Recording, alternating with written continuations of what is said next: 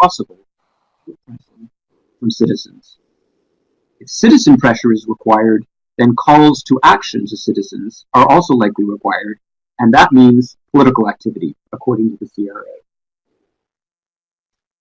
The next steps in the moral argument for policy engagement by charities come from Roger Gibbons, a research fellow with the Max Bell Foundation in Calgary, who wrote a series of 3 articles on the moral imperative for policy advocacy by charities in The Philanthropist earlier this year. I highly recommend all 3 articles, which are free online, and I just want to briefly summarize Gibbons' arguments here. First, it's important to start by recognizing that there are all sorts of practical and highly understandable reasons for charities not to engage in policy advocacy. In the context of the politically motivated funding cuts to the sector and targeted CRA audits of political activities, there is a legitimate fear that political activities may bring about political reprisals that could threaten the very existence of a charitable organization. At the same time, it's important to recognize that the service delivery activities that characterize many charities are part of a policy chain that stretches from advocacy and policy making to program delivery. As Gibbons argues, charities have an obligation to ensure that the programs they help to deliver are as good as they can be, that clients are defended and promoted within the political system, and that the sector brings its program delivery experience to bear on debates about policy design and options. Taking this argument a step further, Gibbons argues that because charities are involved in the service delivery end of the policy process, they have an obligation to act to ensure that the policies and laws that shape their capacity to deliver services are also as good as they can be. As he puts it, picking up the government check for service delivery creates an obligation to also pick up the policy sword. Now, this argument that charities should be involved in public policy making is not just coming from a bunch of academics. More recently, the Prime Minister highlighted the role that charities play in the public policy process in his mandate letter to the Minister of National Revenue. The statement highlighted here in red that charities make an important contribution to public debate and public policy.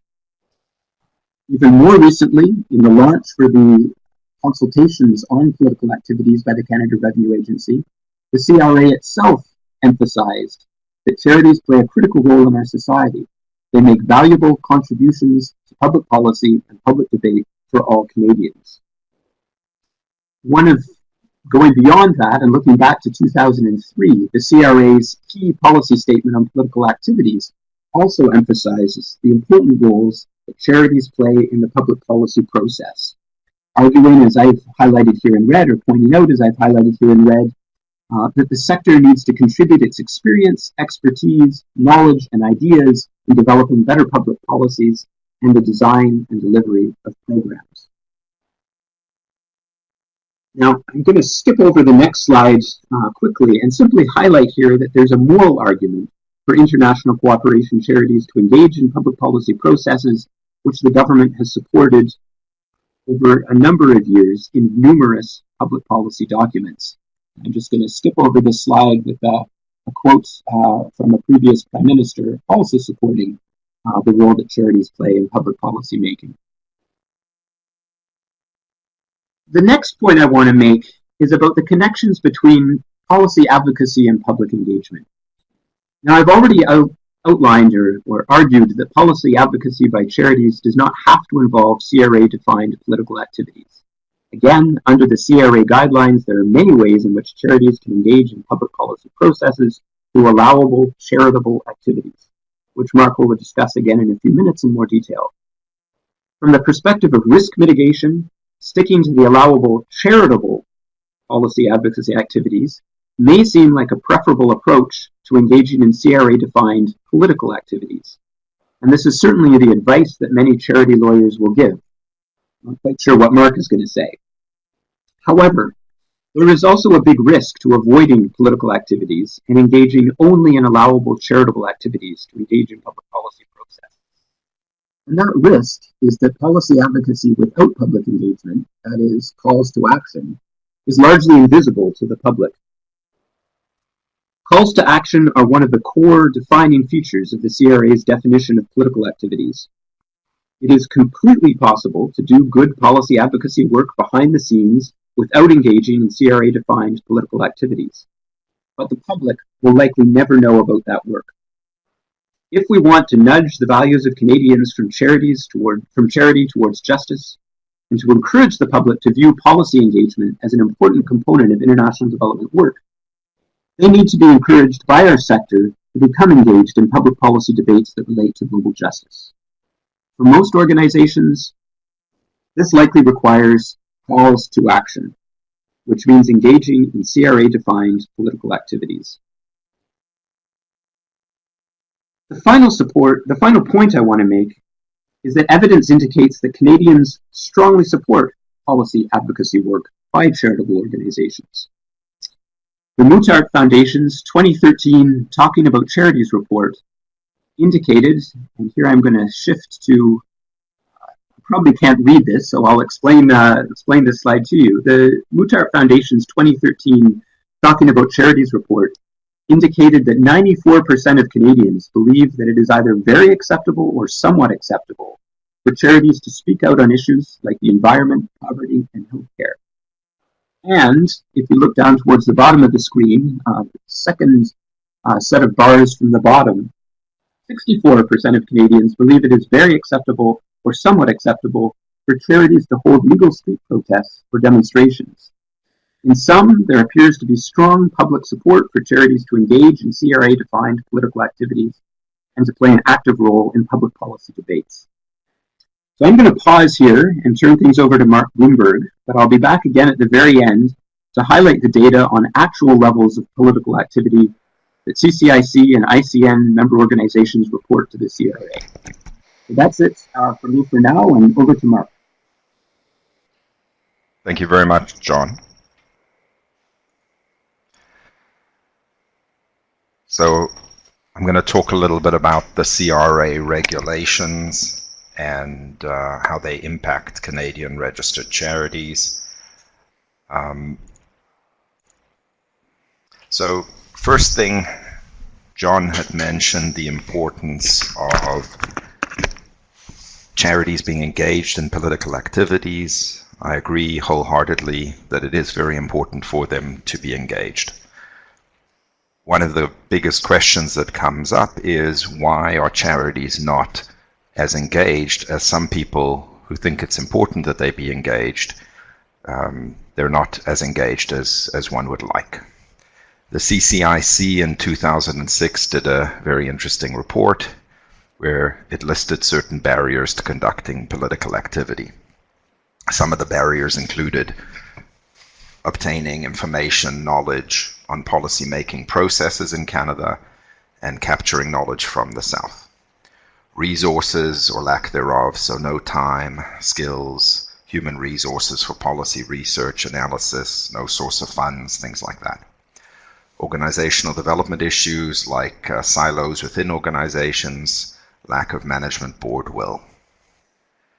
Finally, legal and regulatory constraints, and specifically insufficient knowledge about the extent to which registered charities can engage in policy influencing activities. And my basic point would be that fundamentally the rules which I'll go through provide charities actually with a large amount of room to carry out political activities. The lack of proper information as to, with many charities thinking that anything political is forbidden or other things, there's, in other words, more misinformation out there than information, I would argue.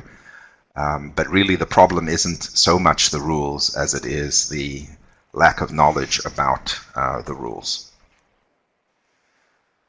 There are other barriers also. For example, if you get 90% of your revenue from government, it does create certain interesting dynamics, obviously, that you can't ignore.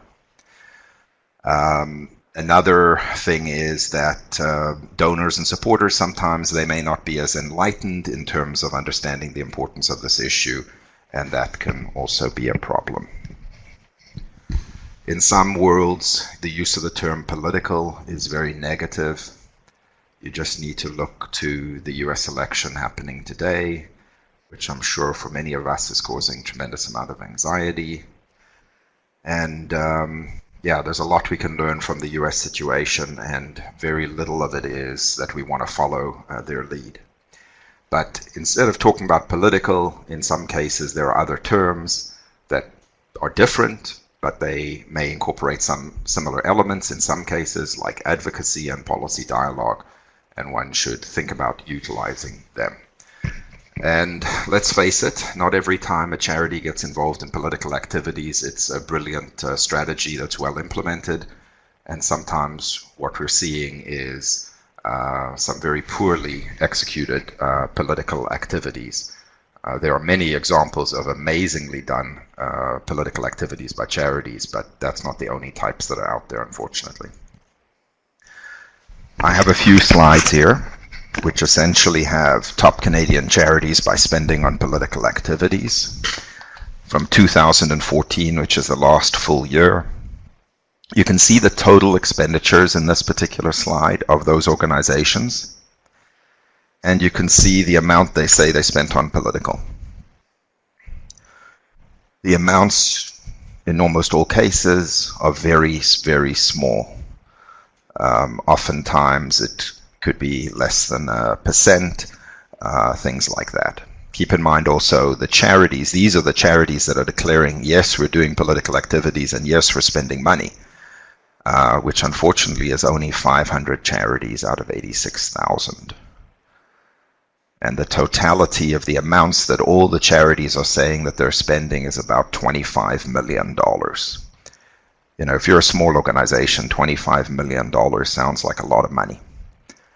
But if you are thinking in terms of the charity sector, with its close to $250 billion in revenue and expenditure, 25 million is not very much money.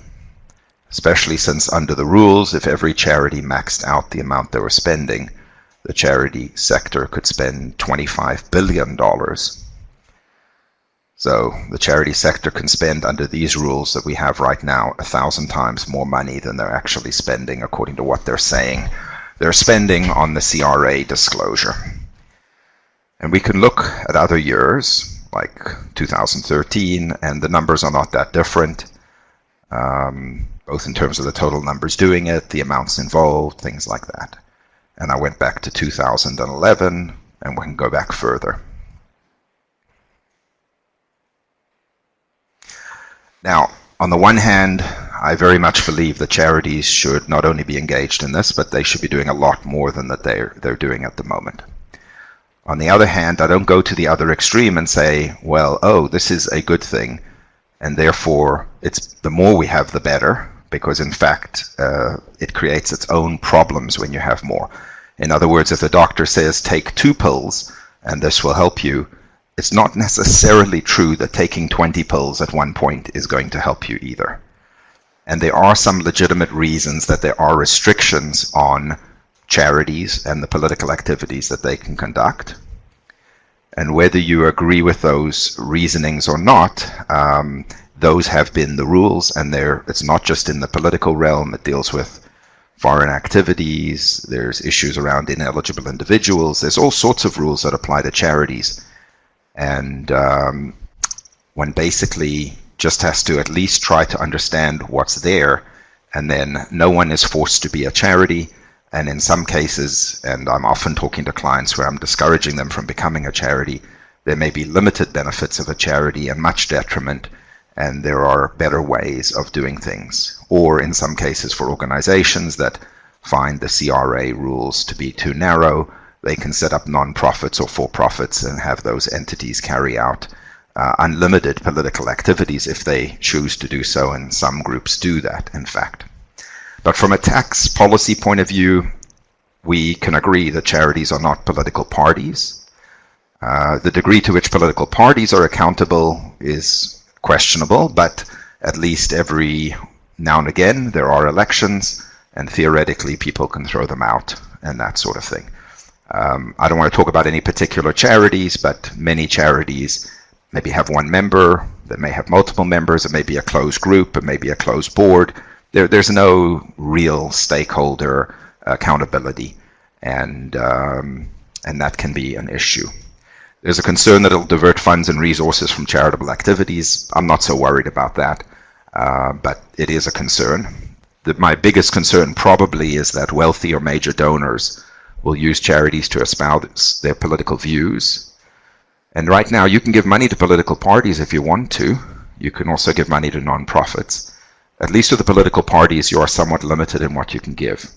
But if charities could carry out unlimited political activities or unlimited partisan activities, you wouldn't need to give any money to political parties. You just give them to certain charities, and they can do it. And by the way, I'm not anticipating that it's necessarily going to be big charities that are going to get the money. They're going to be small charities that are essentially going to get taken over by wealthy people who are going to funnel tens of millions of dollars into them and use it for their own particular partisan or other types of perspectives.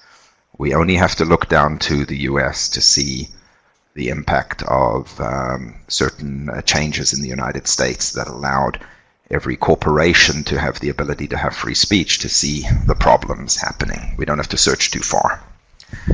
The other thing is CRA and the courts are very uninterested actually in getting involved with a lot of talk about political activities. The last few years was an aberration in a sense because before that getting the CRA to talk much about political activities was like pulling teeth.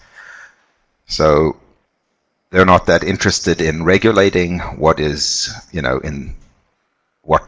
whether the merits of someone's political proposal is appropriate, not appropriate, beneficial, not beneficial.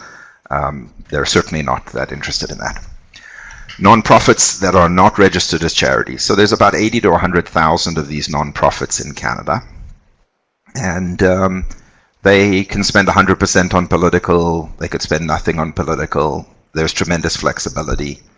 There are some limits on them in terms of business activities, and they obviously can't issue official donation receipts. But they have tremendous flexibility and they're tax exempt from year to year. And in fact, that's how many charities do conduct their political activities, is through a non-profit and not the charity itself. Another concern which we saw about 10, 15 years ago, it was a different set of groups that were getting into trouble. But there's a concern around single issue advocacy groups where they're very focused on one particular issue, and at a certain point it becomes propaganda. A lot of money can be thrown at it, and there's a real question around public benefit. Finally, in the UK right now, there was a charity that was getting into trouble for its political activities, an environmental charity, but it wasn't getting in trouble because it basically opposed the notion of climate change, and there were issues that it was facing. So it's not about what side of the issue you're on, but if you're ignoring facts and lying about things and being very selective and all that, this is not really what we want charities to be engaged with. Unlimited tax incentives supporting opposing sides of political debate is not charitable. And then, of course, there's this continuum of, on the one hand, you have, education. If you think of universities, high schools, and, discussions that take place and all this other stuff. And on the other hand, you have essentially propaganda. And it's a matter of degree, but at a certain point, you have to sort of try to categorize it. There'll be some gray areas, but we can all agree. It's easier sometimes to look at something and see. But when you have people espousing certain views, it's not hard to say, wow, that's awful that person would say that. And this may not be something that we want charities to get involved with. I will mention, just as an aside, when we're talking about political activities, and I'll talk about how they're defined, but we sometimes get very caught up in what I would call contentious or toxic political activities. And I just want to make this distinction because, in fact, most political activities are relatively unexciting. They're boring. If we said, I'm an environmental group and I want to encourage, as one of the things I'm doing, we pick up litter on the side of the highways, we would like to have more money allocated to picking up litter on the side of the highways. it's not that contentious. There'll be a lot of people in favor of it, probably almost everyone, but they may not want to prioritize it. And if you want to get it prioritized, you've got to push it yourself. So I want to just make this distinction, because sometimes we think that everything is like either partisan or these toxic issues, whether you're with us or against us and that sort of thing, and that's not always the case. And in fact, there's a lot of charities doing political activities and doing it really well, trying to bring parties together to come up with creative solutions, things like that. So it doesn't all have to be contentious sort of stuff.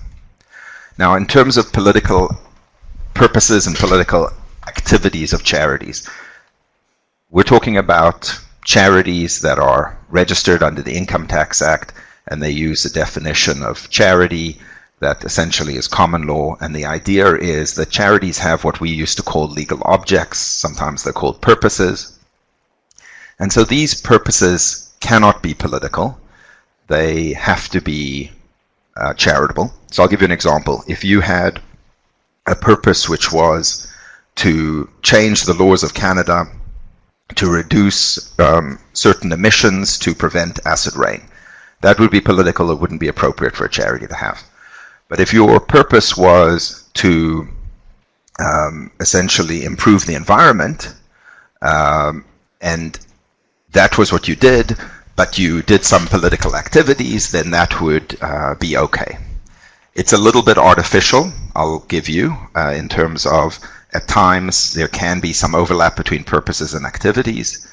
However, it is something that the law has recognized here in Canada, and it seems to work, which is you have to start off at least having a charitable purpose, but then you can spend resources on charitable activities.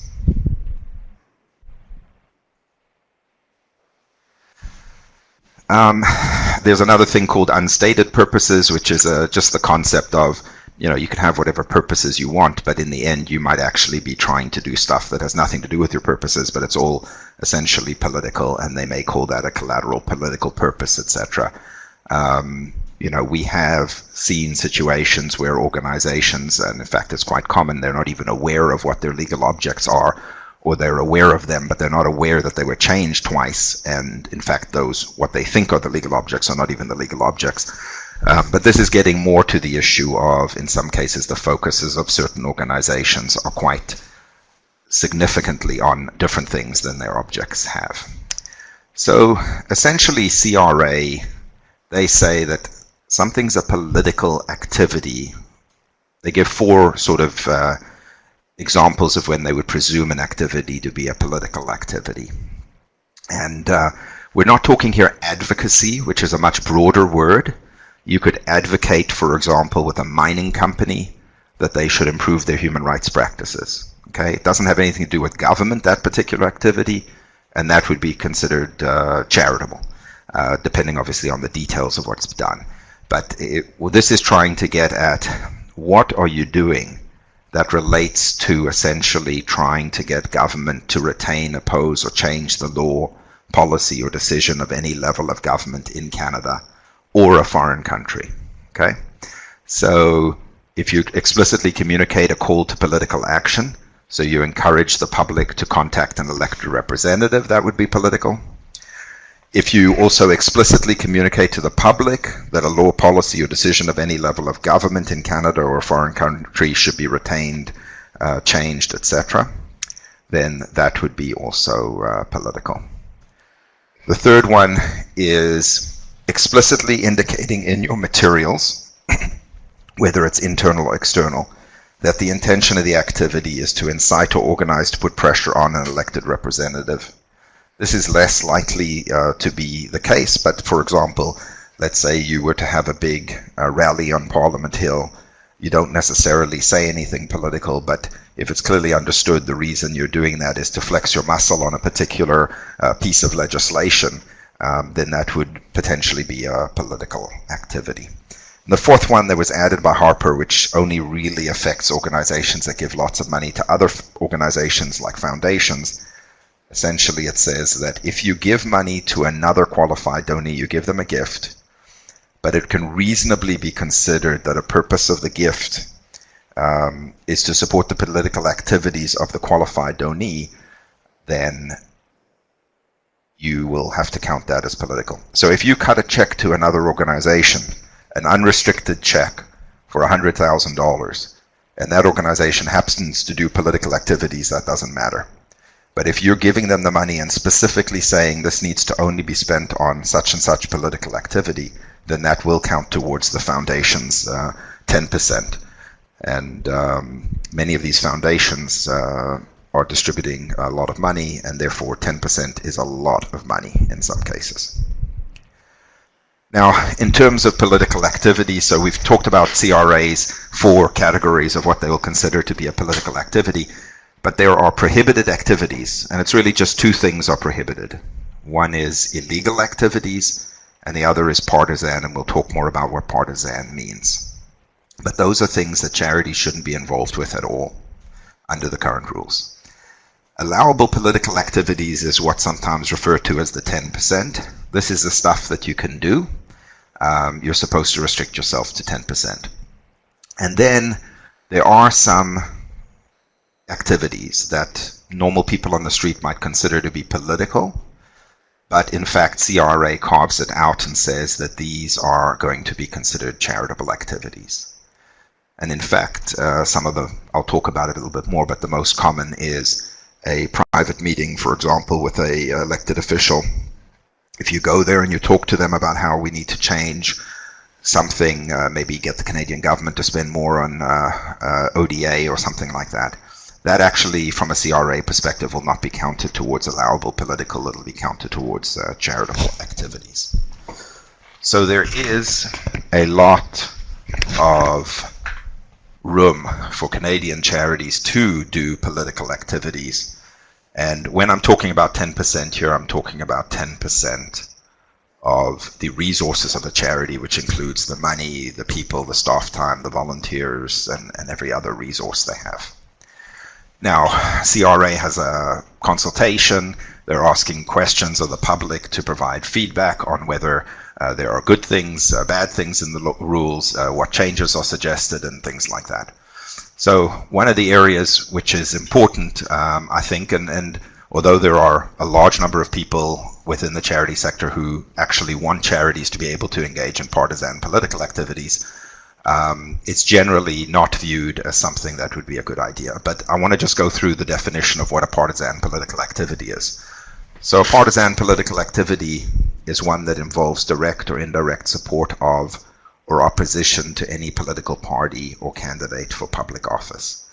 So the only word that I have questions around is the word indirect.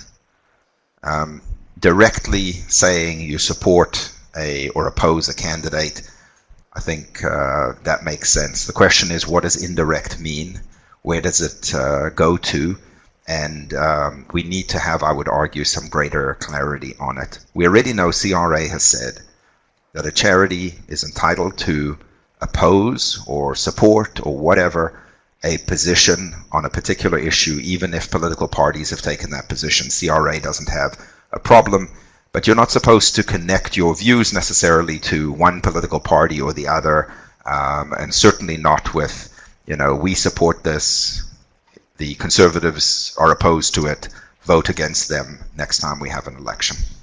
So that would be so that what exactly does indirect support mean? Because in theory it could be quite broad. It would be a good idea to get some sort of clarity. I will point out that some charities have done stuff which is quite clearly direct support, so it's not necessary to get into all these finer types of issues. But for your normal charity, they want to express views on sometimes potentially very contentious issues, and they want to make sure that they're doing it in a way that's appropriate. And CRA does give some other guidance on it, but I think it would be helpful to have a better idea of what indirect means. Allowable political activities, this is the 10% of resources, or what we call the 10% of resources. But in fact, it's more complicated. It's actually, for some charities, a much larger amount of money or resources that can be used. But these are non-partisan and they're supposed to be connected and subordinate to the charity's purposes. So you need to know what your purposes are. If you're a group doing international development or environmental or helping the poor, or what is your legal purposes, and whatever you do politically needs to be connected with those purposes. You can't just get involved in any political issue you want. And the subordinate part is basically it can't be using the more than 10% of resources. And then CRA suggests that the information be accurate, informative, accurate, and well-reasoned, not false, inaccurate, or misleading. And then I mentioned that in addition to the 10%, there are certain things that charities can do, which I think many people would consider political, but are not considered political for purposes of the CRA guidance. So I'll take the example of the most common one is number 2, communicating with an elected representative or public official. So having a meeting with them and going through some stuff, generally that will not be considered by CRA to be a political activity. And then education, if you think of a political science class at U of T, you're discussing all sorts of political issues, but that will be considered charitable, educational type of activity. On the other hand, if U of T went and was telling the public that they should be calling members of parliament to result in greater amounts of money to be given to universities so they can charge lower tuition, which may be a very good idea, that would have to count towards political. And so if they spent $5,000 on that activity, they would have to count that as a political expenditure. Now they may be spending $1 billion a year, and they'd have to spend a lot of money on it to get to the 10%. So the 10% rule, which is actually really that substantially all or 90% of your activities are supposed to be charitable, but we refer to it as the 10% rule. Actually, for groups under 200,000 in expenditures, it is higher. And if you have below 50,000, it's actually 20%. So a small group, and you may say 50,000, that's nothing. The reality is half of Canadian charities have less than 100,000 in revenue. So there's probably a very significant number of charities that are under $50,000, and they could actually spend 20% of resources on political activities. And then another thing that some people aren't aware of is if you aren't involved with political, but then something comes up that's really important, like the Canadian government is going to abolish any funding of civil society organizations through Global Affairs Canada, and you think this is an important issue and you hadn't been involved before in political, you can actually average up to 2 preceding years. So if you're a small organization, you can spend 20% and you can average it. So in that third year, if you haven't spent before, you could potentially spend 60% on political activities. Obviously, if you're doing lots of political activities every year, this doesn't really help you, but it does give some charities a bit of help. And as I mentioned, when we're talking about the 10%, it's resources, financial and other resources that are being taken into account.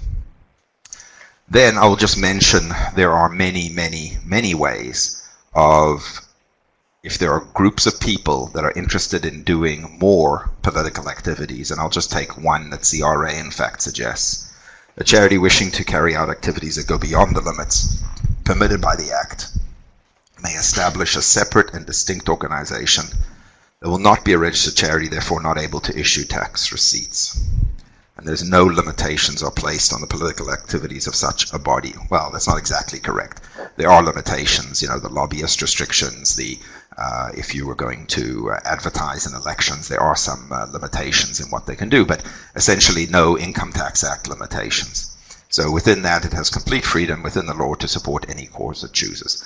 Also, individuals who work for charities, and I'll exclude, like the CEOs and very senior officials who are sort of indelibly linked to an organization, but generally just people who work for a charity, you're free in your own time to basically work on either political activities or even partisan activities. There's no limitation of that. It's a question of whether you're using charity resources to do things, and is it within the 10%. I want to just also point out just quickly, without going into it, that CRA put out an upholding human rights and charitable registration guidance. Many groups involved with international development will understand the importance of human rights, and in this guidance, CRA carves out a very large amount of human rights work as essentially being charitable. So I would definitely suggest that in addition to reading CPS 22, which is the main guidance on political activities, that charities also take a look at this upholding human rights and charitable registration, which I think is quite helpful in that area. Here are a few suggestions on the next couple slides if your charity is interested in doing political and it's not doing it now or it wants to do more. What are your charity's legal objects? This is not what is your mission or vision or something like that. This is what are your legal objects that you have with CRA. Do you currently do political activities? Do your stakeholders support the political activities? And that could be something that requires some work to get them on side so they understand these issues. Sometimes you have to try to bring people onto your board if you need to have a greater skill set so they can also understand it. There's board education that can be done. I've spent lots of time in front of boards trying to explain to them that it's not prohibited for charities to be involved in political activities, because some people think that political means partisan, or for that matter, political in their minds. It's not about partisan. It's about if they don't like it, it's political, but if they like it, well, then it's obviously charitable. And if you support that candidate and that candidate, you like what they're doing, then in some people's minds, well, that's a good thing, so it's charitable, it's okay, you know, it can be whatever they want. But there's a certain degree of education that can be important. And then keep in mind that your reputation, especially for more prominent charities, can be the most important thing that you have. And you need to think through carefully. So don't willy-nilly just jump into something because some other organization is telling you this is really important or whatever. Really think it through. And it just takes one or two initiatives where the things you're pushing don't make much sense to undermine the credibility of the organization. So you want to be careful. You want to have procedures in place. You also want to make sure if you're doing political that you allocate sufficient resources. You may need staff people. They have to spend time. There's all sorts of things that go with it. And just like charitable activities require resources, so do political, so does administrative, etc. What percentage of expenses is political? In other words, are you spending 5%? Are you spending 0%? Are you spending 10%? It makes a big difference. Do you want to do more political? And then there are lots of options, as I've mentioned before, of how you can structure things so that your people can, if you will, do more political, and CRA sets out some of that in CPS 22. You obviously have to be at least meeting your disbursement quota requirement, which shouldn't be a problem for many operating charities. You should ask yourself, if you're doing political, are they reported on the T3010? And you might want to check out a new website I developed, which is called charitydata.ca. It has 10, 12 years of T3010 information on it in a relatively easy way to look at it. But, you know, how much are you spending on political? Are you putting it down or not? Are your political activities connected and subordinate to your legal objects? Also keep in mind the lobbyist registration. And keep in mind, lobbyist registration applies to anyone that fits within the definition and the thresholds for lobbying. But that's another area where some people say charities should be excluded from it. In fact, if it was up to some people, charities wouldn't have to comply with any of these rules, and their idea would be that it would just make it simpler and easier. And in some cases, it may be true that it would be simpler, but it might be worse. Have you looked at previous T3010 filings? Are they correct? And then if you want to know what's the biggest danger, it's not that there's a really important policy position you want to take and you do it. It's that you have someone on your social media, on Twitter or LinkedIn or Facebook, just spewing out things, as it can be so easily done, that could be partisan, that could be inappropriate, and things like that. And some people, when they look at a charity, they don't look at their website, which is nicely laid out in some cases. They just look at the social media. And if you've got 50, retweets of something that don't have anything to do with your charity, perhaps, but they're just interesting, it could lead someone to think, well, maybe your charity is more interested in certain things than actually doing the types of work that you're actually day-to-day working on. Now, just a few thoughts on the CRA consultation that's coming up. Anyone can basically email CRA and send in thoughts. And some of the things that I've seen that I think I like in terms of ideas, one is the guidance is from 2003, and we're now in 2016, so a lot's happened. Social media didn't exist back then. So I think there's definitely some updates in terms of the examples given and some clarity, as I mentioned earlier, on what is a partisan activity, and especially this concept of indirect support of a candidate or a political party, which I think we need to get some greater definition of on. There could be additional educational resources from CRA as well. Umbrella organizations can do that. It was unfortunate that with all the money spent in the last few years on primarily audits, not that much was spent in comparison on transparency and education. So I would be supportive if more resources went into the transparency and the education part. It would be good if CRA would in fact put the legal objects of charities on the CRA website. The CRA has it in the file, but in the UK they do this, and it's just a resource thing, I think. But it'd be nice if charities knew what their legal objects are that CRA has, because in some cases charities haven't informed CRA of the changes, which is too bad. But in other cases, the charities themselves, their directors, don't actually know what the legal objects of the organization are. And then the main point would be that charities have tremendous flexibility, and they're not using even, I would argue, 10% of the flexibility they have in terms of resources, and they should really be encouraged to do that. Then there's some ideas being floated around I'm not really sure about. One of them is to have the CRA audits move more quickly. And, you know, there's advantages and disadvantages of having CRA audits move quickly. Much of the time, it's the charity that's delaying the audit. And sometimes it's for very legitimate reasons, and sometimes it's just a delay tactic. But it can often take CRA 5 or 10 years to get rid of a charity, which I find extremely frustrating, especially when a charity is involved with abusive receipting and other things, really bad stuff. So in a way, I would like it if things were done more quickly, but we have a system where there's lots of appeals you get, and there's lots of ability to get extensions of time and other things. And so a charity can easily push it out for 5 years. So I'm really mixed on this issue as to whether it's a good idea to make it more streamlined, maybe get rid of some of the appeal mechanisms, etc., so that, you know, it would be much quicker. Is that a good thing or a bad thing? I'm mixed on that. Some things that I'm concerned about.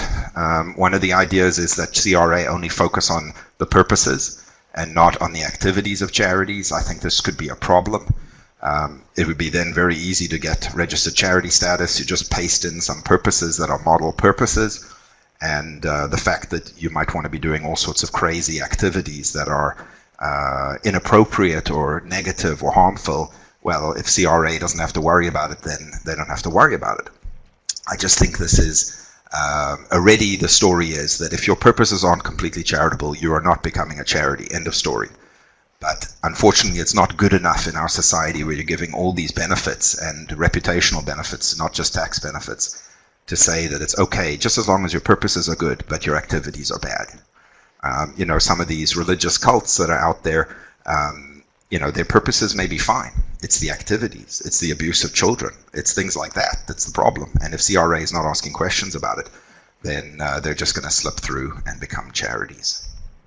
Some would say increase the 10% of resources for political to a much higher amount. As I mentioned, it's already higher for smaller groups and things because they can average and also have a higher percentage. But I really think this misses the mark, and it really just opens up, you know, what higher amount are we talking?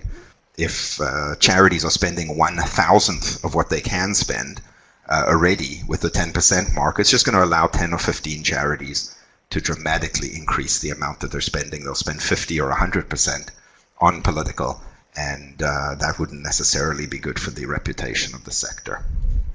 There are those who want to allow charities to conduct unlimited political activities, even partisan, And all I can say is charities have a very high level of trust in the public's mind. It's about 77%.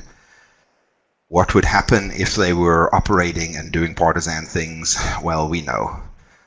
We can just, again, look to the US election and see what's going on down there. But partisan activities, for example, in Canada, the federal parties have very low levels of trust. One of the last ones I saw was about 15%. So there's no quicker way to go from 77% to 15% just to say charities should be engaged in the same activities as political parties. I find that to be dangerous for the reputation of the sector. Another thing which is coming from the other end, certain individuals who might have been in previous places like the Senate saying that charities shouldn't be involved in any political activities. So I am completely against prohibition, and I'm completely against making it unlimited, the charities. I think we have to find a place, and I think where we're at right now is not necessarily so bad. Some people would like to just narrow the definition of partisan, so it's so narrow that it really is meaningless. Oh, and it'll only count for people that are candidates under certain acts. So in other words, it'll only be for like 60 days every 4 years, and basically you can say whatever you want otherwise and things like that. I don't think that's helpful. There were 5 charities that are still that CRA has proposed for revocation as part of its political audit program, although CRA says that none of those 5 were predominantly proposed for revocation because of political, that there were other issues at play.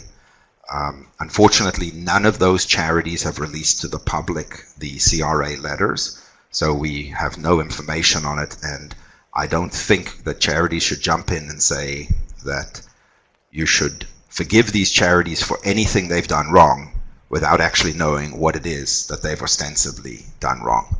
So I just think that there's normal processes. This government has committed to not getting involved in interfering with CRA and how they operate.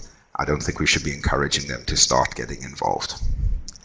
And then I will point out, as charities, there's many rules that apply to charities, and some are using this as a way to say, well, we shouldn't have the ineligible individual rules, we shouldn't have direction and control, we shouldn't have restrictions on business activities, we shouldn't do this, we shouldn't do that. In the end, the problem is essentially you will have charities able to do whatever they want in any way they want, sort of like for-profits and non-profits, although there are certain restrictions, for example, with non-profits. And the next thing is people will just say, well, why are we providing them with special treatment? Or for that matter, businesses will say, why don't we just set up our operations as a charity if there's no restrictions in terms of business activities and other things? So anyway, we can get into all of those other things, but I'm just pointing out the more you knock off the distinctive aspects of being a charity, the more likely it is that someone is going to say that we need to limit certain benefits. There's this very interesting argument that charities should really have freedom of speech. They should be able to be treated just like individuals or other types of entities and things like that. And this is in fact what was decided in the United States in a recent Supreme Court case a few years back. And it has resulted in a dramatic amount of increasing in the money used for political activities, the Citizens United case. I'll be very upfront about it. People, individuals, generally speaking, have freedom of speech as individuals. The question is, should the charities? And I have a concern with it because if I actually thought that it meant that every individual was going to be able to express themselves more, I don't think that's really what it comes down to. It really comes down to, should wealthy people have the right to put large amounts of money into charities and get those charities to be essentially mouthpieces for their views? I won't single out, some brothers in the States or others that are funneling sometimes hundreds of millions or billions of dollars of money, and that's considered speech. Okay, and I think that's a bit of a concern. There have been some suggestions we change the terminology, that allowable political activities versus partisan versus other things is confusing. Could be. I sort of view it as come up with, and I've seen many different versions of it. Any other new terminology has its own problems. So I would probably just stick with what we have. Some people have asked for more guidance on allocation and how to count the resources used for charitable versus political or fundraising, etc. Right now, and some of those people who've called for that, they're not aware that CRA already has guidance out in Schedule B to their fundraising guidance on how you should be allocating and doing things like that. But what I'm worried about is that if you ask CRA for more guidance, they often will provide it to you, but then you might not be so happy with what they've provided to you. Right now, there's tremendous flexibility for charities to do things that work for their particular organization. But if you want CRA to be prescriptive, then just ask them. Pointed questions or whatever. And right now they say, for example, you don't need daily timesheets. They're not saying that what you need. You come up with something that works for your organization, that makes sense, that will capture consistently and in a reasonable way how resources are being spent. But if you want them to give more guidance, they could. And what you'll find is with 86,000 charities, it will be good for 10 or 20 or 50 organizations. They'll say, this is clear, and we'll just do it. But for others, it could create all sorts of problems. And then there's another concept floating around that we should have a commission or a committee spend years sort of looking at these issues and discussing them and all that, with obviously government funding to pay for everything. And my main concern is that although amongst those who are involved with charities and trying to essentially make the world a better place, we understand the importance of political activities. The public not only doesn't understand the importance of charities engaged in many cases in certain types of political activities, but they also have weird understandings around how much is being spent on the cause and wanting to not spend money on admin and all this. And, obviously we have to deal with the public and outreach to them. But if the main issue we're going to be talking about with the charity sector is political for the next 3 or 4 years, I view that as a huge lost opportunity that will, in fact, not be good for the charity sector.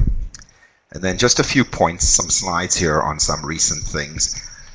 One of them is, if you're interested, I found the CRA letters that relate to charities who've been revoked for political activities, say 15 years ago. And in a few years' time, when a few of these charities that are now being potentially revoked, if they are in fact revoked, we'll be able to read theirs as well. But for now, this is all we have, and I'd highly encourage people to read these CRA letters. They mainly deal with pro-life groups who were revoked by CRA for inappropriate political activities. Let me know if you think CRA was wrong in revoking these organizations. I think if you read the letters, it makes a lot of sense, and certainly in most cases I would have come to the exact same conclusion that CRA came to. Another interesting little article, if you want to read it, was from Andrew Coyne, and what he basically says is, there is a distinction between political and charitable, but let's say hypothetically you come up with all these arguments that, oh, it's unworkable, it is so complicated, we can't really determine which is which and all this. Then what he says is, okay, even though he doesn't think that's the case, but let's say one goes down that route, then there's actually a simple solution, and that's just take away the generous tax credit of charities. And right now there are quite a few people, in fact, who think charities shouldn't have shouldn't be engaged in either political activities, or people, whether they're New Democrats who are concerned that government coffers are being sort of diluted and want the charity incentive, which largely helps rich people, they want that removed, to right-wingers who think that if we got rid of this incentive, it would mean there'd be greater across-the-board tax cuts that could be happening.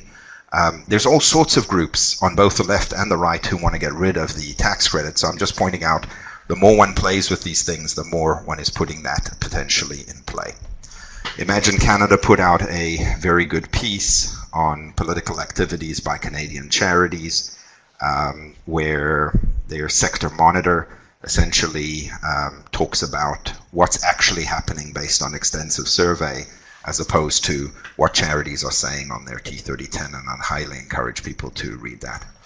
On a completely sort of unrelated note, Canada Without Poverty is not contesting really CRA's assessment of the large amount of political activities they did, but simply making a constitutional argument that these rules are unconstitutional.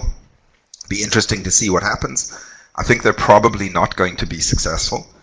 that the Supreme Court will say, look, if you want to be a charity, you get a registered charity under the Income Tax Act, you get certain benefits. And if you don't want to be, then, you know, you cannot be. But if they are successful, it will put the whole system into a bit of a spiral where one will have to ask questions, including the Andrew Coyne question around whether there should be donation incentives at all. And then finally, I'm a little bit worried. I mean, I'm more worried about the US election today, but I'm a little bit worried that we're over 1 year into the federal government's mandate, and they're talking about potentially modernizing charity law in Canada. And I've been on calls with many people from across the country, and none of us know what they actually mean by modernizing charity law. One could say, well, they were probably just pandering and saying nice things, and who's against modernization and everything. But, you know, charity by its very nature is an older concept going back 400 years, constantly modified by court decisions and things like that. But still, it is an old concept, and modernization may mean all sorts of things, including potentially taking away a large number of the charities their ability to be a registered charity, or maybe a new system where the tax incentives are not tied to being at all charitable, but it's just based on organizations that are performing some sort of public benefit that the government considers worthwhile. So I am amazed at the number of people who are just throwing in ideas about making the system more modern, etc., without thinking through some of the parameters. Keep in mind, for any organizations also getting government money, which is around 68% of the revenue of the whole charity sector, the broader charity sector, comes from government. But to the extent that people are allowed to play games with charities and use them as their personal piggy banks or as tax evasion schemes and stuff, it means government has less money to give to charities to do their good work. So it's not necessarily, in fact, I would argue it's not good for the charity sector if some of those things were to happen. Now I'm going to hand it back to John to talk further about some of his findings.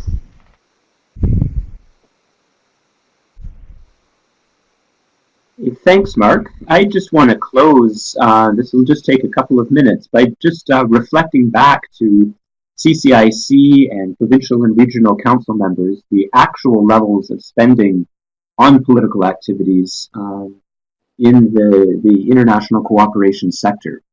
So I just want to start by explaining the data. It's all publicly available from the Canada Revenue Agency.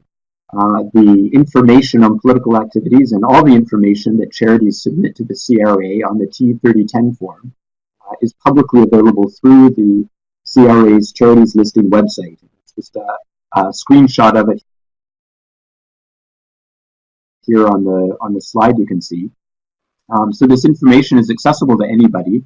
What I've done with a research assistant is go through the information for CCIC and ICN member organizations.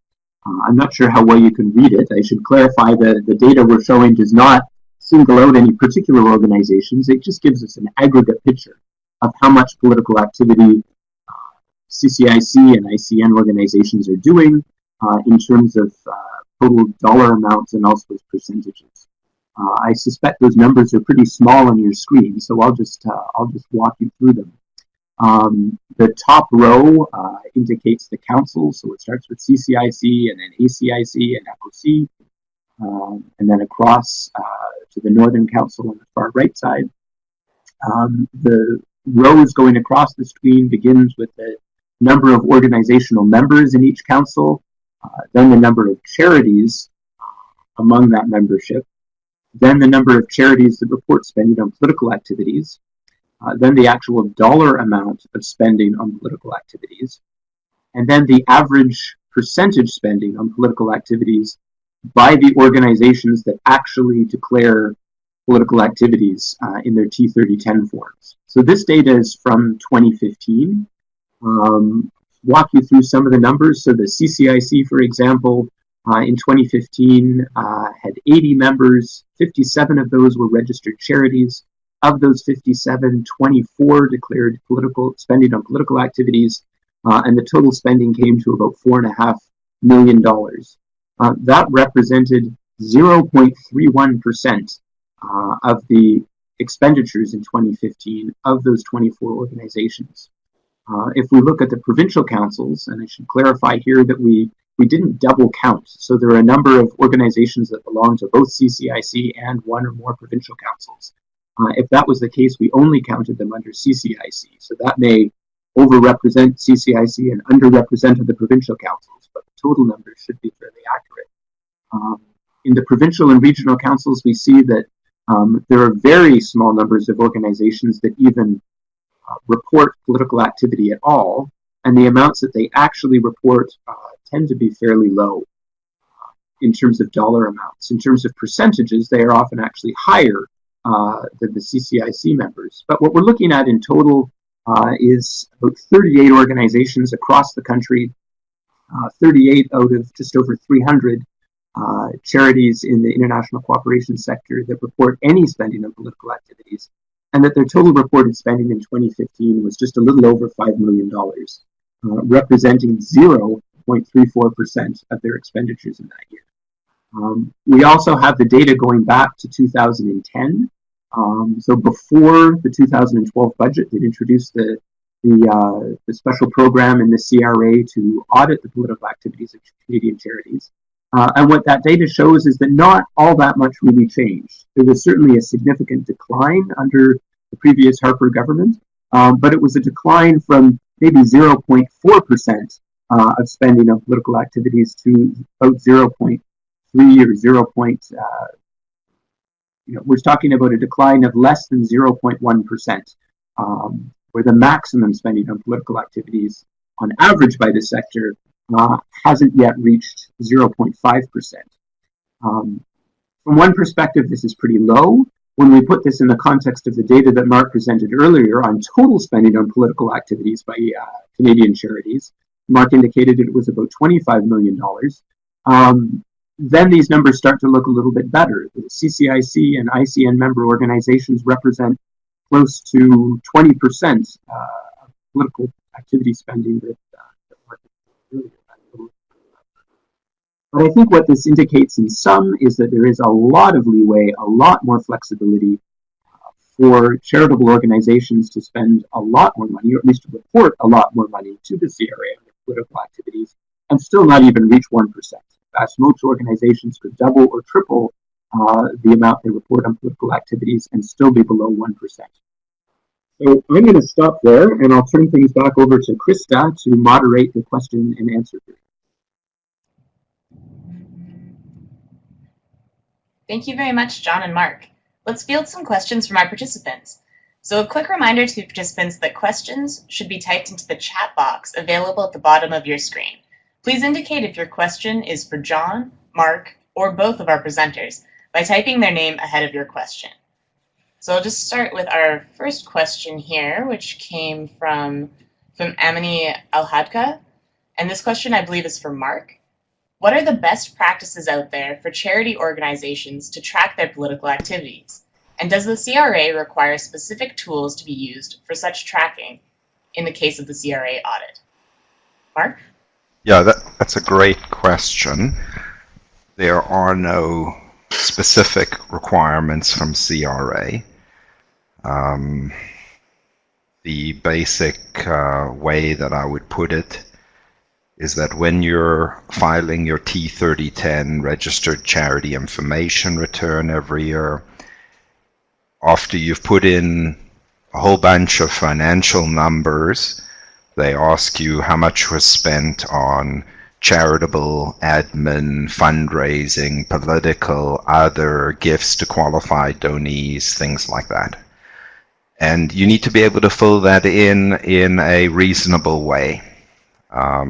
So it's not actually just about political activities. So I would start by saying there is probably not going to be a special system you should come up for political. But how have you been calculating fundraising or admin? And if you're using a good system there, I would just add on some more questions. And I would look at Schedule 7 of the T3010, which asks certain questions. And I'd want you to be aware, like, They ask questions in Schedule 7 around, did you use the internet, for example, for political activities? So you need to be able to answer those questions. It also just highlights that when you have complicated organizations, the idea that some sort of bookkeeper is just going to fill in the T3010 and file it, that is a very dangerous proposition. This is one of the main tools CRA has for auditing charities. You want, with especially bigger organizations, to have a lot of people looking at it, specifically people in programs, in finance, in fundraising, and also, normally it would be prepared by an accountant, but it's not a bad idea to occasionally at least get them looked at by a lawyer who's familiar with the T3010. Because unfortunately, it's very easy to find mistakes that Canadian charities have made. And when charities are very involved in political activities and they're putting down "no, we're not" and "0", well, the problem isn't the system. There's something more deep that's a problem there. And so I would say come up with something that would work for your organization. I can almost guarantee for most organizations, by the minute timesheets like lawyers use is probably not the answer. And that's why I'm afraid if you ask CRA, you may get a response that you don't like. It might be monthly, have people fill in a form so you can capture all the information you need. Those are just some suggestions. Great, thank you, Mark. And we have another question for you from Carmen. Carmen asks, it would be helpful to have some more specific examples of how charities are carrying out political activities and the line between political and partisan activities. Right, and you can look at CPS 22, they give some examples, but I mean in terms of charities carrying out political activities that, let's call them allowable political activities, there's lots of them.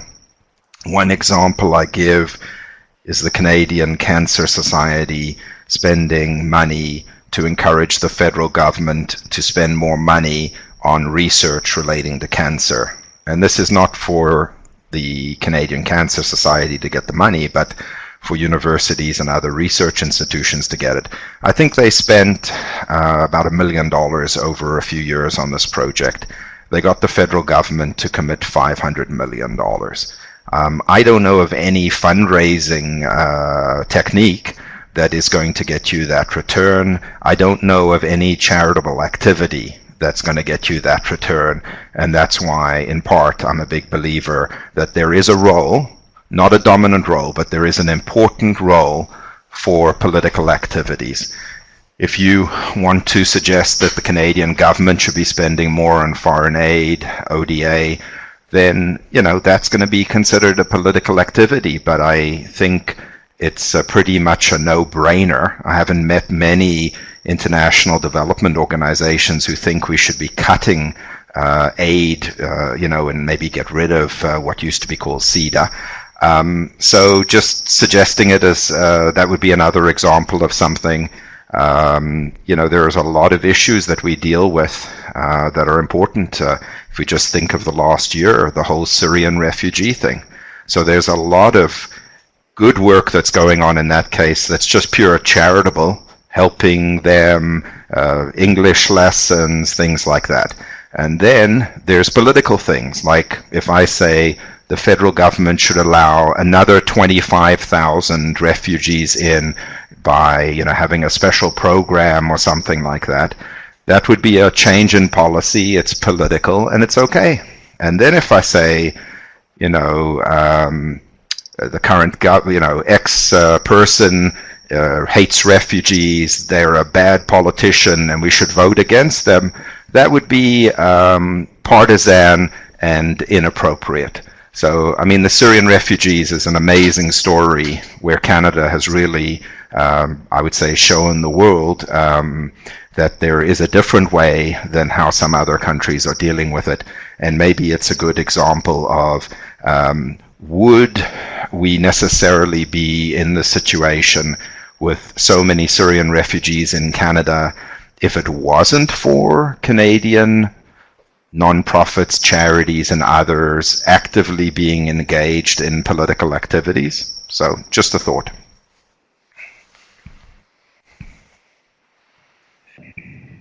Thank you, Mark. And we have another question from the same person, Carmen, who asks, how is lobbyist registration related to political activities?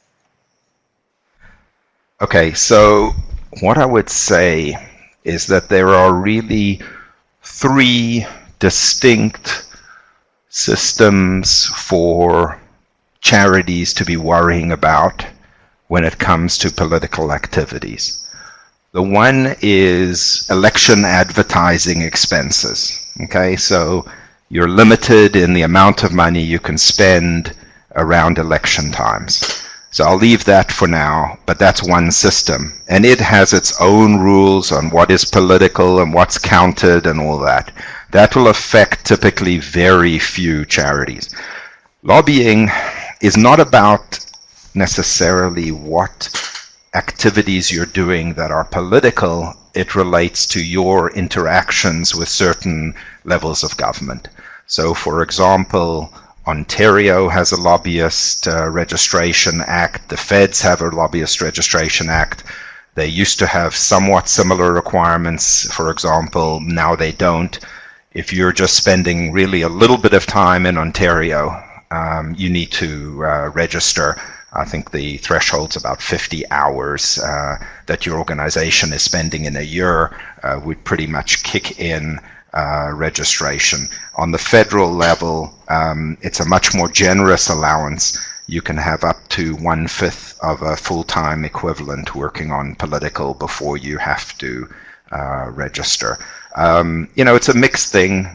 On the one hand, I'm in favor of lobbyist registration because I'm worried that groups, for-profits and others that may have interests that are not necessarily aligned with public benefit, they may be having lots of meetings and we may not even know these are going on. So that's where it's a good thing to have it. The question around, it is some work, but, if again, it comes down to resources. Charities need to spend money on political activities, and one of the smallest parts is filing these returns with the, for example, federal government.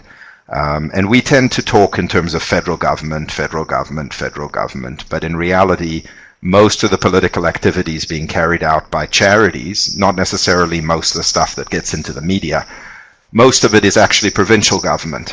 And 90% of the money that charities receive from government comes from the provincial government. So consequently, it's very correct that charities are more focused on the provincial than the federal government, even if some of the media is more focused on the federal government. So, it's they're a different system.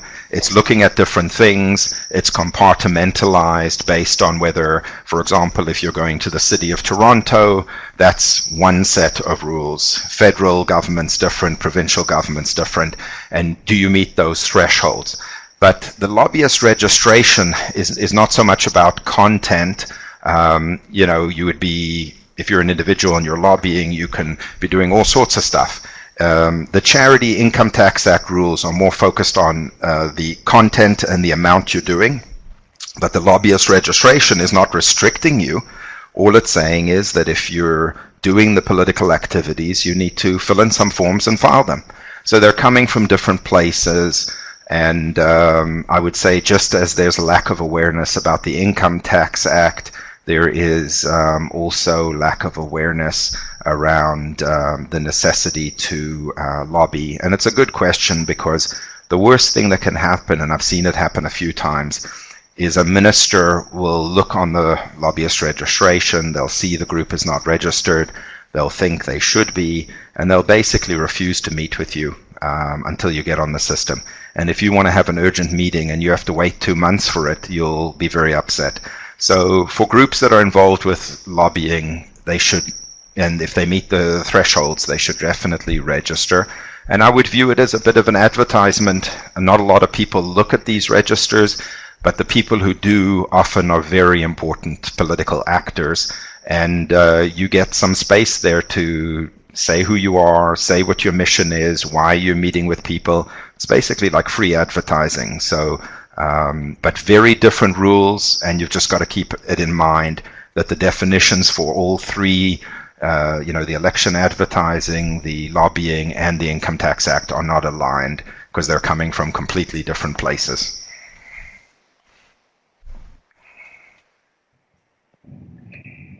Thank you, Mark. And we have another question from Alon, who asked to Mark, you said under 50,000 equals 20% for charity and over 20,000 equals 10% for charities. What about the percent for charities between 50 and 200,000? Right, so the three cutoffs, if you will, is less than 50,000 is 20%, between 50 and 100 it's 15%, and between 100 and 200 it's 12%. And then, as I said, you can also average it over 3 years, which could, at a maximum for a small group under 50 grand, be worth about 60% of resources. Hopefully that answers the question. Great, thank you, Mark. We have one more question from Michael Simpson, asking, do we have any idea how many organizations are denied charitable status because of political activities versus having their status revoked? Once a group exists as a nonprofit, they may wish to become charitable and are then denied. He says he knows of one that applied 3 times and was consistently denied. What do you have to say about that? Yeah, it's an interesting question, and the answer is we have no clue. And there's a reason we have no clue. Section 241 of the Income Tax Act prohibits CRA from disclosing certain information. And generally speaking, the only way we're really going to know anything about the interaction between a charity and CRA, for example, is if the charity is revoked and those letters are released. In my experience, and I probably deal with more political activity type sensitive issues than many people would be dealing with, there will be, and I've seen organizations applying 2 or 3 times, but to be fair, I would say in many cases those organizations never should have applied. I mean, it was pretty clear that it's a problem. You're allowed to do 10% or more, so it really depends. If you give CRA a budget and you say we're going to spend 100,000, 50% on political, then they're going to say no. If you have $1 million budget and you're going to spend 50,000 on political, then that by itself is not going to be a problem. But they'll look at all the other stuff, and I've seen many organizations that are really hardcore political groups that are trying to be registered as charities. I don't think that they fully appreciate the extent to which they're going to be entering into a nightmare for themselves, but they usually will be refused by CRA. Occasionally, I'm a little bit surprised that I see groups coming up who I say, well, I wonder why are they registered? But yeah, so I think it probably happens more than we would always know, because it's just simply not publicly available, these types of documentation. And I would argue in a quote-unquote free and democratic society, I don't see any reason, for example, that, well, I shouldn't say no reason, there are reasons, but I would say the balance is maybe it would be better if CRA did disclose this stuff. I will tell you one just little quick anecdote from about 5 or 7 years ago. I wrote an article on CRA Audits, and I sent it to some people just to give me some feedback. I sent it to someone at CRA also, and they said they only had one comment on this 10-page article. They had a problem with a footnote where I was listing some of the top compliance concerns, and I had actually put in political activities as one of them. And they actually said, you should take out that reference because they weren't aware of any ongoing political audits that were going on. So isn't it funny how the world changes in a matter of a couple years?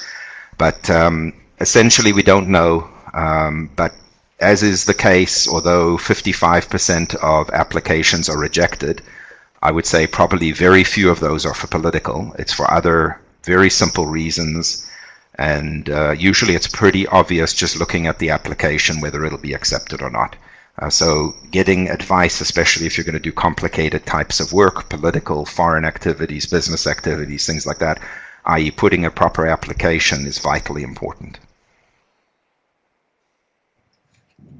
Great, thank you, Mark. And we have one last question from David at World Accord.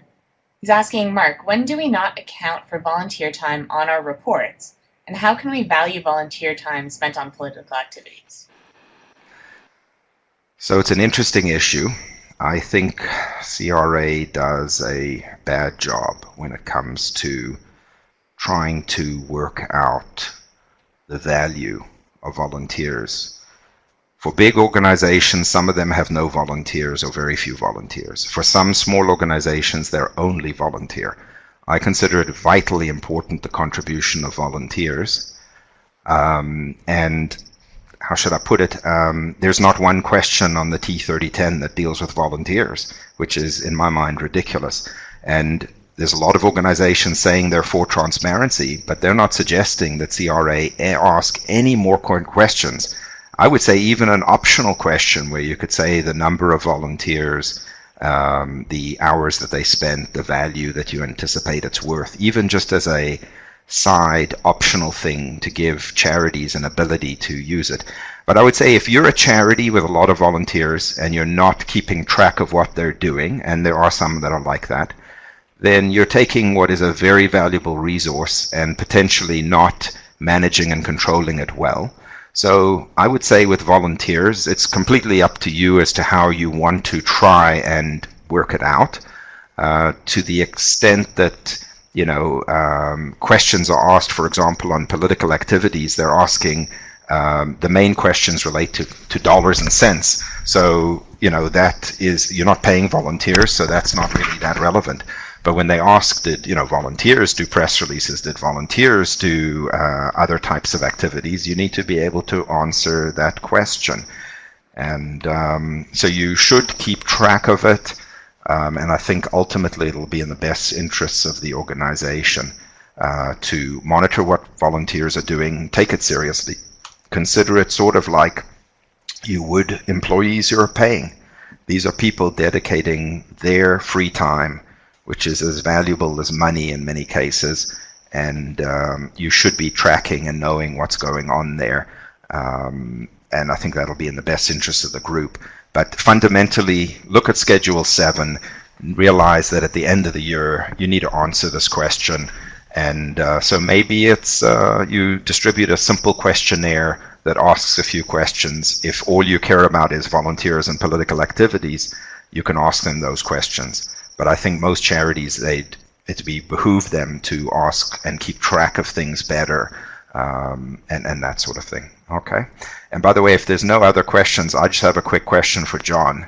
And my question is, how are we going to get charities to actually spend more? Because I've been trying for like 10 years and I feel very unsuccessful. So any thoughts on that? That's a really good question, and I don't think there are easy answers to that one either. I mean, one thing that I think we can see is that in the context of certainly the last 5 or 6 years, but in particular going back to 2012, the fear of losing charitable status, the fear of having charity status revoked, the fear simply of being audited, has increased what I would call the culture of risk aversion among charitable organizations. And you can see that in the amounts of spending on political activities. Although the amounts of spending on political activities were never high in the first place, even if we go back 5, 6, 7 years before the Harper government, it's not as if charities were spending 9% on political activities 10 years ago and all of a sudden it declined to less than 1%. The spending was always relatively low, but it did certainly decrease over the past few years. So I think an important step is to recognize that high level of risk aversion. And you know, one of my I guess, concerns that I will be expressing to the federal government is that the federal government has recognized over and over again the important role that charities play in public policy making. But the environment does not encourage charities to play that role. So rather than just thinking about permissible political activities, charities actually need to be encouraged to engage in political activity, engage in policy, public policy debates. And that will certainly require a very high level of assurance from the government and from the CRA that there will be no political interference, that charities can take the risks that many of them right now are fearful of taking, and that they won't be punished. And hopefully, if the environment for political activity improves, there will be charities that will start to take those risks successfully, and that will have a demonstration effect. But I think that's going to be a gradual process. There's a lot of fear that's quite legitimate and quite understandable. Some organizations are going to need to start taking risks. Hopefully, they don't have negative consequences, and hopefully, other organizations will follow taking similar risks. Super. Great. Thank you once again, John and Mark, for your thoughtful comments and insights, and to Mark for asking our other presenters some questions. It's great to have that level of engagement. And thank you to all of our participants for joining us today. Also, a special thanks to our team behind the scenes. We have Michael Carty, who is providing expert translation for our Francophone participants. We have Corinne Wong from BCCIC for providing tech support, Jackie of SCIC, who chairs this committee, Deborah Glazer from BCCIC, and Kimberly Gibbons from OCIC for timely support and involvement. Finally, to the entire ICN webinar committee. Before we sign off, just a quick reminder that a survey about this webinar will be sent to all participants at the email address you provided upon registering for this event. Your participation in this survey is much appreciated. If you're interested in joining us for future ICN webinars, the best way to stay connected is to join the ICN webinar email list. A link to this list will be sent out in the survey invitation. Thanks again for joining us, and stay tuned for our next webinar by joining our email list. Thank you, and have a great rest of the day.